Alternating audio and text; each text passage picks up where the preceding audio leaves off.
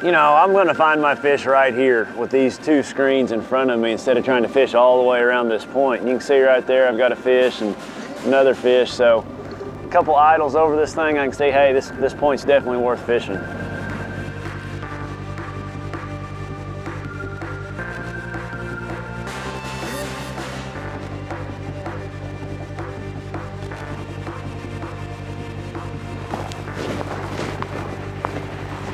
Dang, that's a big one. Oh, look at that one. He choked it. Neat bait right here. It's one of my new favorites. It's called the dark sleeper. Looks a lot like a swim bait. It acts like a swim bait. It does everything a swim bait does, but not only that, it catches great big fish, and I work it like a jig. It's really good on the bottom. It comes through the grass really, really good, and catches great big old fish. Oh yeah, look at that one. Come here, baby. I got you, I got you. Golly, I wish I had this bait years ago because it is a ball to fish. Beautiful fish, first cast. You know, the design of this bait is really unique in that it has a keel weight, and that's gonna make that bait, every time I stop it, it's sitting with that hook up, ready to hook a bass. Another great thing about this bait, the dorsal fin is the weed guard. You know, it doesn't have a weed guard. The dorsal fin acts and protects that hook, yet you're able to hook those fish up amazingly. You know, initially you kind of look at it and you're like, man, I don't know. I haven't had any trouble. They flat choke it, and with that dorsal fin protecting that hook, I can bring it through any kind of cover. You know, you look at the bait and it looks a lot like a lot of different things out there. It's not just a goby bait. You know, by working it on the bottom and with the crayfish colors that Megabass has, it's a great crayfish imitation, especially just the dust cloud that you can kick up with it by dragging it on the bottom. You know, there's some other darter minnows that look a lot like this. You know, in my experience, it's been good for both largemouth and smallmouth. There's a fish, there's a fish, there's a fish.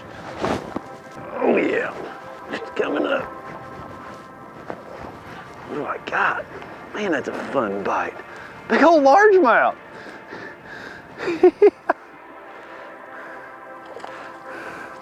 The first one was a smallmouth. I throw back up there and I catch a largemouth. That's the beauty of this bait.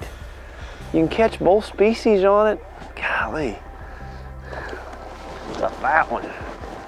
Get up here, buddy. Oh, nice one too. Look at that. It's an old fish. You can just tell by the structure of it. This is kind of skinny. Been around a long time. It's a nice one. Thank you, girl. Really important, you know, with all your baits, and especially this bait right here, to make a long cast. I'm fishing really clear water. I want to get the bait away from the boat, but also it gives me more distance to keep that bait on the bottom. If I'm making a short cast, I get it to the bottom, you start working it, it's already gonna start coming up to come up to the boat, especially in this deep of water. You know, fluorocarbon is a given. That's, if I'm fishing anything, casting it down in the water, it's always gonna be fluorocarbon. It's a denser line than say monofilament, so it has a tendency to sink. It's not buoyant at all, so it's gonna keep your bait down, you know, your dark sleeper on the bottom. When you look at this bait, you've gotta think of not just a swim bait. You've gotta think of it more like a jig. So your traditional football jig places, and not just football jigs. You know, this bait's gonna work dragging it, you know, down stationary docks or underneath docks because of the weedlessness of the bait. And then you take it out here on a point like this. You know, I've got some rock piles. Great, great bait dragging over these rock piles. And then you can take it a step further that you can't do with a football jig out here. You know, you got a deep weed line. This comes through those grass so much better than a football jig. I can just bring it right through there. I get a little grass on it, pop it free, pop it out. It'll help trigger a bite, and it'll clean the grass off the bait. So a great way to work this bait also is, you know, when you're dragging it down there along the bottom and you're not getting bit all of a sudden, give that thing 2 or 3 really good quick pops. It'll cause that bait to, you know, take off like it's trying to escape, and it can trigger a lot of bites for you. So don't be scared to get erratic with your retrieve. Don't always just give it a slow drag, pause. You know, when that thing hits the bottom, you kind of feel a little resistance. Give that thing 2 or 3 quick pops, and it'll cause that bait to, you know, dart and take off. And man, right when that thing starts falling, they'll engulf it.